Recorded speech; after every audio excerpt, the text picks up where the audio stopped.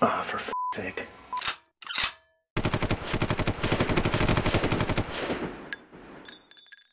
Hi everybody, and welcome to this episode of Inside Afghanada with Billy. Hi, I'm Billy. I play Lucas Chucky Manson on Afghanada. My first question for all of my guests is, who are you and what do you do? My name is Greg Nelson. I am one of the creators of Afghanada, and I have written several episodes. And I story edit some of them, and I am the head writer for season 5. Excellent. Where were you born and raised?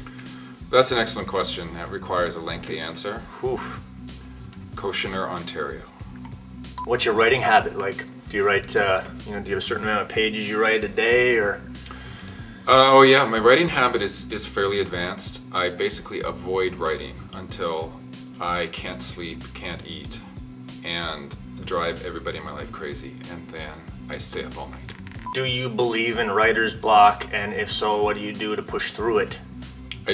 No, I don't believe in writer's block, but I work in a business with a lot of deadlines, and so there's really the best cure for writer's block is a deadline. The best cure for writer's block is there's going to be a group of people in the studio tomorrow, all of whom want your pages, and they're all being paid, and they need the script in order to do their jobs, and that cures writer's block every time. Yeah. Fear. Fear, panic, terror. Yeah. If you had to say what your breaking in story would be, what your first foray into the professional world would be, what did that look like? Well, I broke into theater, and then I broke into radio, and then I broke into television. So I kind of had 3 different processes. Tell me the best story you got. Whew, they're really not that interesting. I met some cool people, made connections with them. I was really persistent. I kept sending them things and kept bugging them with phone calls, and then eventually they relented, and I think more to get rid of me than anything else gave me a job. If you had advice on, for young Canadians that wanted to grow up and be a writer, what would that be? My advice is write, practice, don't give up, and it's really, really important to get to know people.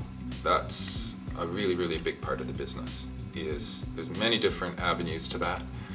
You join a playwriting group, or you take a course somewhere, and it's getting to know other writers that helps you the most, I think, in addition to the obvious thing, which is just to keep writing. And don't get discouraged, because everything you write is going to be really bad for a while, and everything I write is still pretty bad, but I'm just able to get away with it. Do you have anything else going on that you'd like to plug?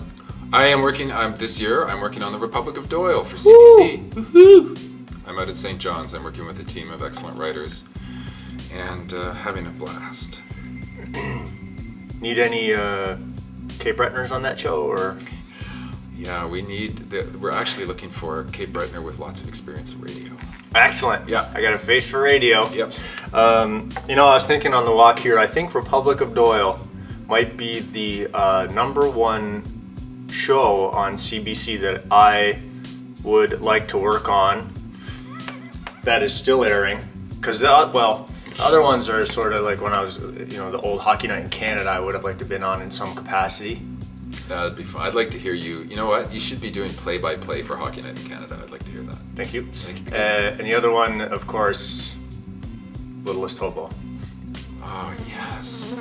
Wouldn't that be awesome? Who would you, if you could be any character on Littlest Hobo, who would you be? I would like to be, let's say, an up-and-coming boxer from Cape Breton that has just moved to the big city, sort of fish out of water story, and the Littlest Hobo finds me in an alley and nurses me back to health. Oh, you want to write that down? Or? Yeah. So, but how would he nurse you? Would he go and get like Cokes from the convenience store and dribble them into your mouth? No. He would run over to the hospital. Yeah. And find some candy striper. Yeah. Tug on her little apron or whatever. Yeah. It'd probably be a period piece. Yeah, that'd be great. Yeah. I'll write that for you. Thank you. What would you say the biggest difference between writing for radio and TV is?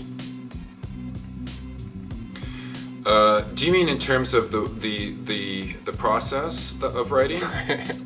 Do I mean in terms of the process or just money? The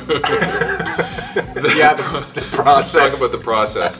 The process of writing radio is different because there are a lot fewer people getting in the way. So you write something and you're just working with one or two people, and in television you're working with many people. And so I like that about it. I like that you can write something and then the next day it can be in the studio, and then a week later it can be on the air if everybody's working fast. That's really great. Whereas in television, there's just so many more people involved, the timelines are longer. Interestingly though, radio, I think, is every bit as much a visual medium as television. I think that what you're doing when you're writing a radio play is creating pictures. You're just not doing it on a screen, you're doing it in people's heads. But I always tell the radio writers I'm working with that the key to it is to, create visuals for the audience.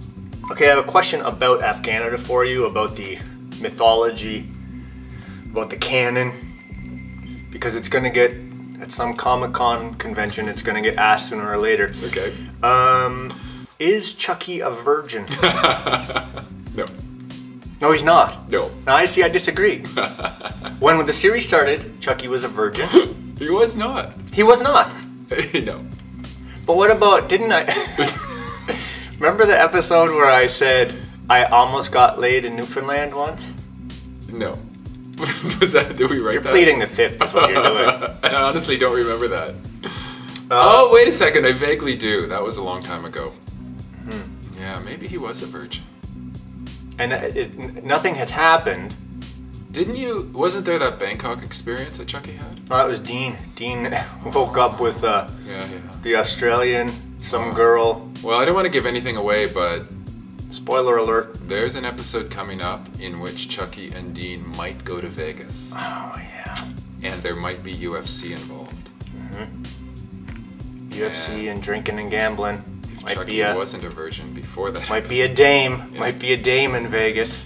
Thanks, everybody. Thanks for watching, and special thanks to my guest, Greg Nelson. Thank you.